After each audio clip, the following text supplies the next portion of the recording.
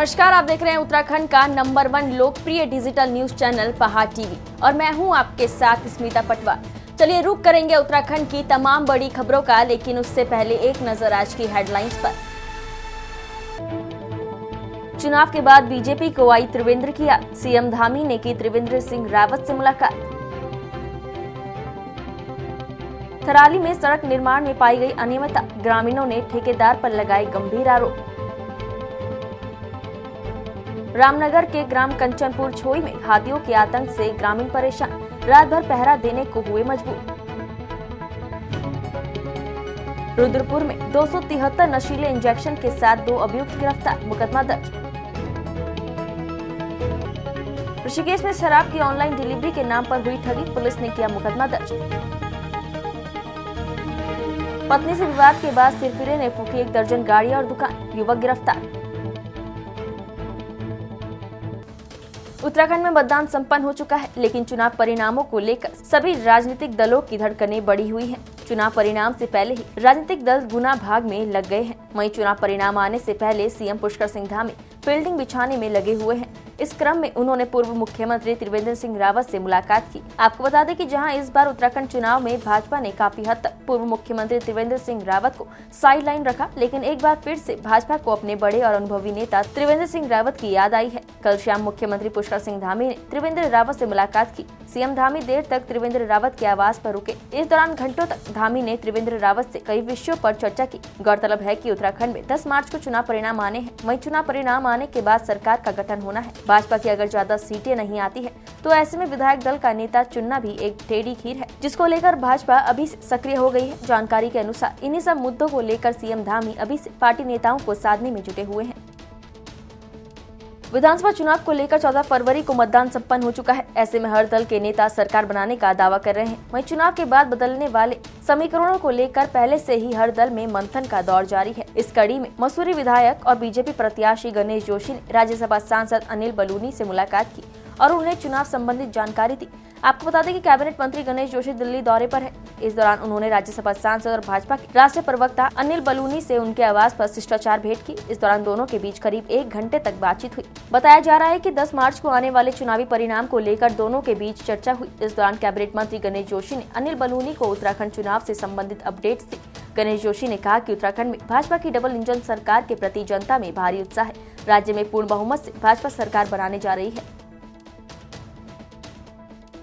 देहरादून के पटेल नगर थाना क्षेत्र में एक सिरफिरे ने पत्नी के विवाद के बाद नशे की हालत में 1 दर्जन वाहनों में आग लगा दी, साथ ही 2 दुकानों और एक ठेली को भी आग लगा दी। पटेल नगर पुलिस ने सिरफिरे को रविवार शाम सीसीटीवी फुटेज के आधार पर ब्राह्मणवाला से गिरफ्तार किया। दरअसल पटेल नगर पुलिस को परवेज नाम के शख्स ने शनिवार देर रात सूचना दी थी कि किसी अज्ञात व्यक्ति ने उनकी गद्दों की दुकान में आग लगा दी और उसे भी जलाने की कोशिश की। इसी क्रम में आईएसबीटी चौकी के पास मुस्कान चौक पर एक टायर की दुकान में आग लगाई गई। इसके अलावा कई जगहों पर अन्य बाइकों में भी आग लगाई गई। सूचना पर पुलिस ने अज्ञात के खिलाफ केस दर्ज कर आरोपी की तलाश शुरू की। पटेल नगर कोतवाली पुलिस ने कल शाम सीसीटीवी फुटेज के आधार पर आरोपी को गिरफ्तार कर लिया। गिरफ्तार आरोपी इरफान ब्राह्मणवाला के महबूब कॉलोनी का रहने वाला है। पटेल नगर थाना प्रभारी रविंद्र कुमार ने बताया कि पूछताछ में आरोपी के मुताबिक उसकी पत्नी के साथ पिछले 1 वर्ष से विवाद चल रहा है। उसकी पत्नी अपने 3 बच्चों के साथ अपने मायके मेरठ में रहती है। वो 2-3 बार उसे लेने भी जा चुका है, लेकिन पत्नी नहीं आई। रविंद्र कुमार ने बताया कि शनिवार की रात उसकी पत्नी से उसकी फोन पर बातचीत हुई, जिसके बाद ये घर से बैग लेकर निकल गया। पहले इसने आईएसबीटी के पास मुस्कान चौक पर टायरों की दुकान में आग लगाई। उसके बाद क्लेमेंट टाउन क्षेत्र में बाइकों में आग लगाई। फिर वह रेलवे स्टेशन गया। उससे पहले इसने रेलवे स्टेशन के आसपास भी कई बाइकों में आग लगाई। फिर वापस लौटकर ये ब्राह्मणवाला आया, जहां पर इसने बाइकों में आग लगाई और एक सोफे की दुकान में भी आग लगाई। आरोपी नशे का आदी है। नशे की आदत से परेशान होकर ही उसकी बीवी उसे छोड़कर चली गई है। अभी उसके घर में उसकी माँ और भाई हैं, जो दर्जी का काम करते हैं। रुद्रपुर के थाना ट्रांजिट पुलिस ने नशे की इंजेक्शन की खेप के साथ 2 आरोपियों को गिरफ्तार किया है। आरोपी बरेली से नशे के इंजेक्शन लाकर रुद्रपुर युवाओं को बेचते थे। पुलिस ने आरोपी के खिलाफ संबंधित धाराओं में मुकदमा दर्ज कर जेल भेज दिया है। आपको बता दें कि जनपद में नशे के खिलाफ चलाई जा रही अभियान के तहत थाना ट्रांजिट पुलिस टीम ने नशे के इंजेक्शनों के साथ 2 आरोपियों को गिरफ्तार किया है। आरोपी के खिलाफ एनडीपीएस एक्ट में मुकदमा दर्ज कर उन्हें जेल भेज दिया गया है। पुलिस के मुताबिक टीम ने शिवनगर तिराहे पर चेकिंग अभियान चलाया हुआ था, तभी उन्हें रास्ते पर एक मोटरसाइकिल आती हुई दिखाई दी। शक होने पर पुलिस ने उन्हें रुकने का इशारा किया तो दोनों युवक घबरा गए, जिसके बाद तलाशी लेने पर युवकों के पास से 273 नशे के इंजेक्शन बरामद हुए। प्रजापिता ब्रह्म कुमारी ईश्वर विश्वविद्यालय के क्षेत्रीय केंद्र चिन्यालीसौड़ सुलतठाग में रविवार को 3 त्रिमूर्ति महाशिवरात्रि महोत्सव ध्वजारोहण और आध्यात्मिक प्रवचन के साथ शुरू हुआ। इसमें सेवानिवृत्त नेत्र चिकित्सक डॉक्टर JP सकलानी बतौर मुख्य अतिथि उपस्थित हुए। रविवार को सुलतठाग में ब्रह्म कुमारी संस्था द्वारा महाशिवरात्रि पर्व युग परिवर्तन का आधार कार्यक्रम किया, जिसमें मुख्य अतिथि डॉक्टर सकलानी ने ब्रह्म कुमारी के निर्देशक गढ़वाल मंडल मेहर चंद के साथ मिलकर शिव का झंडा लहराया। मुख्य मेहमान ने दीप प्रज्वलित कर समागम का आगाज किया। इस अवसर पर उन्होंने कहा कि महाशिवरात्रि का त्योहार सभी त्योहारों में से महान है।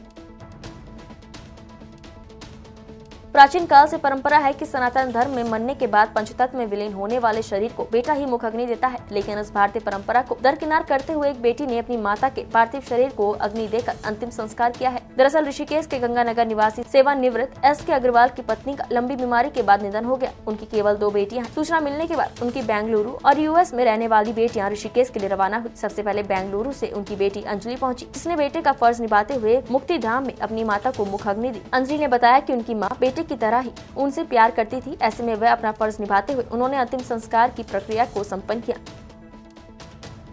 ये तो परंपरा सही नहीं है कि बेटा ही मुखाग्नि देगा।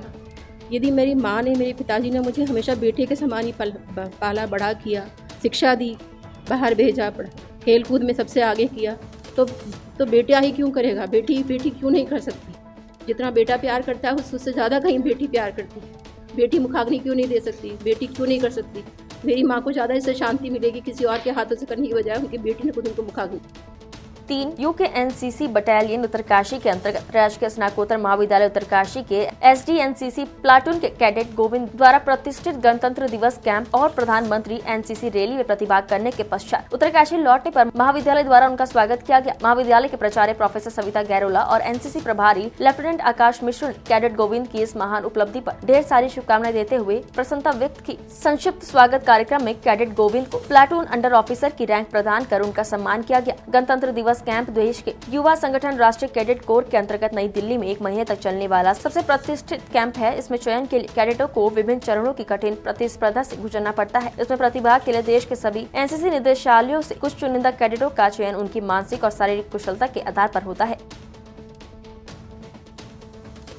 सरोवर नगरी नैनीताल में 8 मार्च से 19 मार्च तक होली का आयोजन किया जाएगा, जिसकी व्यापक तैयारी सामाजिक संस्था श्री राम सेवक सभा ने पूरी कर ली है। आपको बता दें कि 26वां फागोत्सव को भव्य रूप से मनाने के लिए राम सेवक सभा भवन में महिला होली दलों के साथ बैठक कर पत्रकार वार्ता की गई। पत्रकारों से रूबरू होते हुए राम सेवक सभा के महासचिव जगदीश बवाड़ी ने बताया कि अगर होली कार्यक्रम में कुछ फेरबदल करना होगा तो बता दिया जाएगा। उन्होंने यह भी कहा कि अपनी संस्कृति को बचाने के लिए कार्यक्रम किए जा रहे हैं, जिससे आने वाली पीढ़ी कुछ सीखे और अपने संस्कारों को धरोहर के रूप में रखे। रामचंद्र उनियाल राजकीय स्नातकोत्तर महाविद्यालय उत्तरकाशी के इतिहास विभाग के छात्र प्रमोद सिंह के द्वारा राष्ट्रीय पात्रता परीक्षा नेट JRF की परीक्षा पास करने पर विभाग और महाविद्यालय के छात्र और प्रधान अध्यापकों ने हर्ष व्यक्त किया। छात्र की इस उपलब्धि पर महाविद्यालय के प्राचार्य प्रोफेसर सविता गैरोला ने छात्र को भावी जीवन की शुभकामनाएं दी। साथ ही अन्य छात्रों को भी प्रतियोगी परीक्षाओं के लिए प्रेरित किया।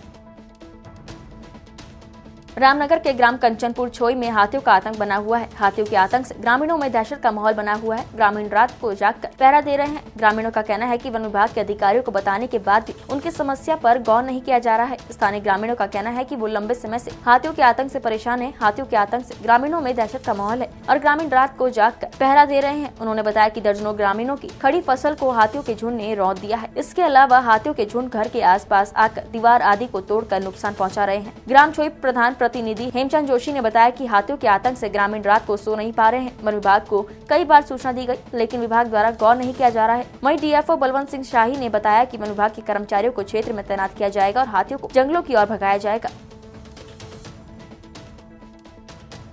लगातार खनन कारोबारियों पर संबंधित तहसील क्षेत्र अंतर्गत अधिकारियों द्वारा उत्तरकाशी जनपद के विभिन्न क्षेत्रों में बड़ी कार्रवाई अमल में लाई जा रही है, जिसके तहत जनपद उत्तरकाशी तहसील डुंडा, राजस्व विभाग, भूतत्व और खनिज इकाई द्वारा भागीरथी नदी में खनन पट्टा धारक लक्ष्मण सिंह परमार पर ग्राम अत्सल में खनन पट्टा क्षेत्र से बाहर 1609 घन मीटर अवैध खनन पर करीब 4.25 करोड़ और पॉकलैंड उपयोग पर अर्थदंड करीब 4 करोड़ की धनराशि कुल करीब 8 करोड़ आरोपित की गई है।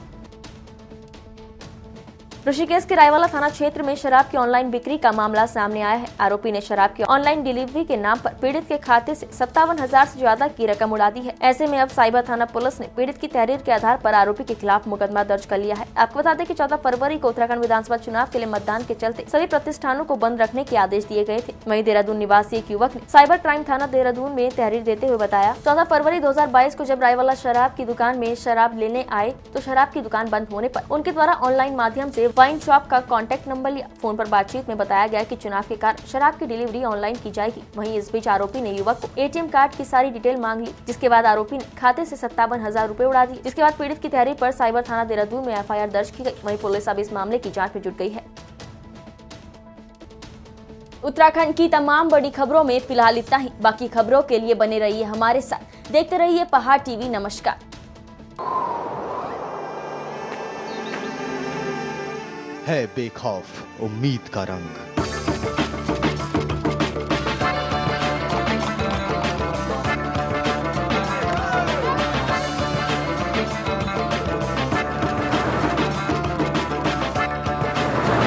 है आस्था भी।